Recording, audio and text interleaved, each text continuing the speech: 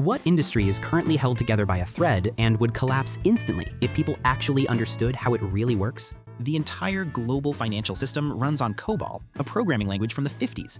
Most of the senior devs who understand it are in their 70s or dead. If those legacy systems actually blinked out, we'd be back to trading chickens in a week. Online ads. It's a massive house of cards built on bots clicking on other bots to satisfy metrics for advertisers who don't realize 90% of their reach is fake. If companies actually audited their conversion rates properly, the internet economy would collapse.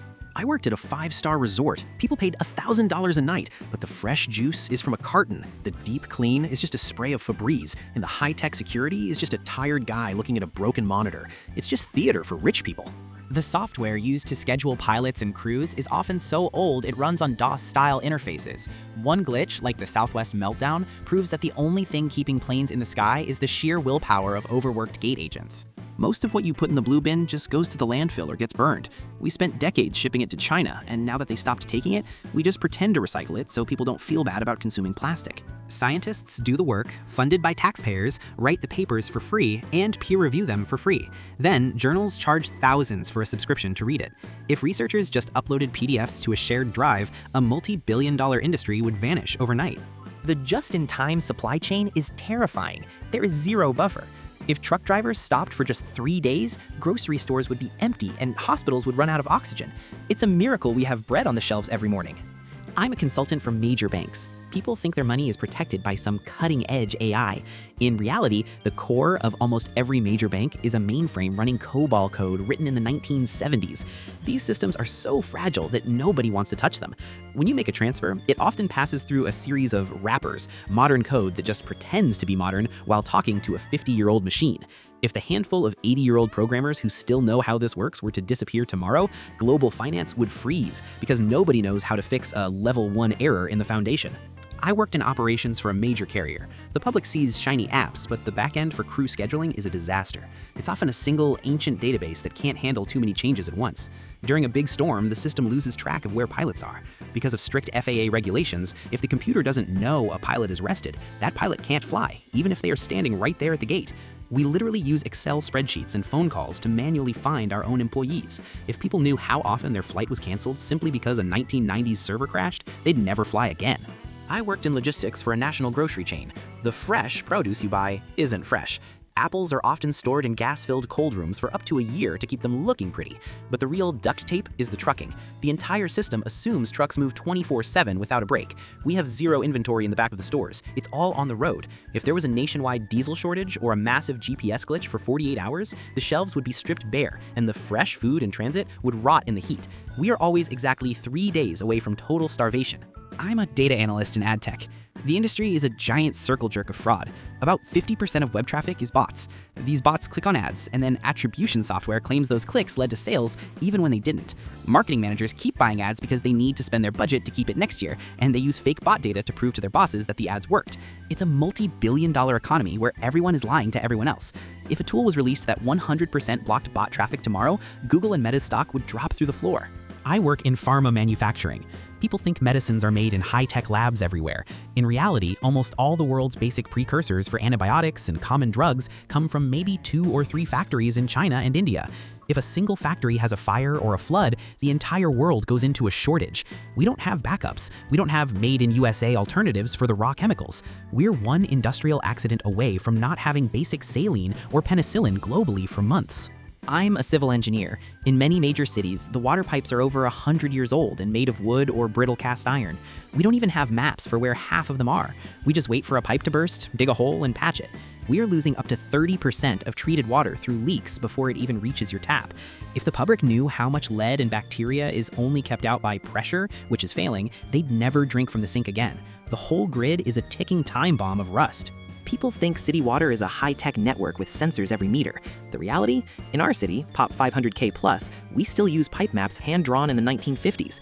When a main breaks, we don't look at a tablet, we look for the one old guy in the department who remembers that that specific valve was paved over under a supermarket parking lot in the 80s. The scariest part happened when that guy retired. A month later, a pipe burst, and we spent half a day unable to shut the water off because the modern digital schematic showed a valve where there never was one. We were literally digging at random while water flooded the neighborhood. Huge segments of urban infrastructure are controlled by software running on Windows XP, with the password taped to the monitor, because if we change it, the system will die and never reboot. If hackers seriously targeted pumping stations tomorrow, half the country would be without toilets in hours, and nobody would know how to switch things back on manually. If you think scientific papers undergo rigorous verification, you're wrong. It's called peer review, but in practice, it works like this. A publisher, which charges readers $40 per article, sends the work to 2 other scientists. These scientists do the review for free in their spare time, and they don't even always get a thank you for it. As a result, nobody double-checks the math. Nobody replicates the experiments. The reviewer just reads the text and says, well, sounds plausible. There have been cases where people built entire careers on fabricated data for years, and it was only discovered a decade later. The entire foundation of human knowledge in medicine and psychology currently rests on the hope that the author wasn't too lazy to double-check their Excel numbers. If tomorrow someone proves that a couple of key statistical studies were false, entire disciplines that government programs and medical treatments are based on would collapse. If people saw what happens to their Amazon Prime packages behind the scenes, they would only buy things in person. The delivery industry relies on equipment that was outdated back in the era of rotary phones. I worked at a major sorting hub. Every night, thousands of packages fly through conveyors that are constantly breaking down. We literally fix them with duct tape and parts from other broken machines. The routing system is so ancient that if a barcode is slightly smudged, a package might fly to the other side of the country just because the machine decided so. But the craziest part is the people. Almost all global logistics rests on the shoulders of seasonal workers doing 14-hour shifts without a break. If this exhausted crowd ever decides that $15 an hour isn't worth hauling your 60-pound boxes of cat litter, all commerce will stop. There is no AI magic there, just a lot of pain, sweat, and the hope that the old conveyor belt won't snap this time. The entire modern digital world is a giant inverted pyramid. At the top, you have Google, Amazon, and banks, but at the very bottom, in the foundation, lies a tiny piece of open source code, a library, written by some random guy in Nebraska in 2003 just for fun. The thing is, this code is used everywhere, in your phone, in a Boeing's flight computer, and in your bank's encryption system. But this guy doesn't get paid for it. He maintains this code alone, sitting in his garage in the evenings. If he gets bored tomorrow, decides to delete his repository, or worse, if hackers compromise his old personal laptop and change a single line of code, the internet would collapse in hours. We already saw this with the Log4j vulnerability. Suddenly, it turned out that almost every major enterprise in the world was compromised because they all used the same old free tool that no one had bothered to audit for years. We are building skyscrapers on a foundation made of toothpicks. Yes, in the 2020s, vital prescriptions and lab results are sent via fax because the digital systems of different hospitals simply cannot talk to each other. But that's not the scariest part. A huge portion of your allergy and surgery data is stored in databases that were glued together from 10 different programs during hospital mergers. A programmer shared, "We found a critical bug where medication dosages were being rounded up by the system. When we tried to fix it, the entire hospital software started crashing because 5 other modules relied on that specific rounding. If patients knew that their diagnoses often depend on how readable a piece of paper looks coming out of a squeaky fax machine in the break room, they would think twice before going under the knife." The whole world is tied to GPS, but people think it's just about maps on their phones. In reality, GPS is primarily about time. Satellites broadcast ultra-precise atomic clock signals, and everything is synchronized to these: cell tower operations, Wall Street stock trades, and power grid switching. The thread is thin because the GPS signal is incredibly weak. It's like trying to see a light bulb from another city. It is extremely easy to jam or spoof. On Reddit, an engineer described a scenario. If someone turned on a high-powered jammer in the right spot, financial markets would freeze because they couldn't timestamp transactions to the nanosecond.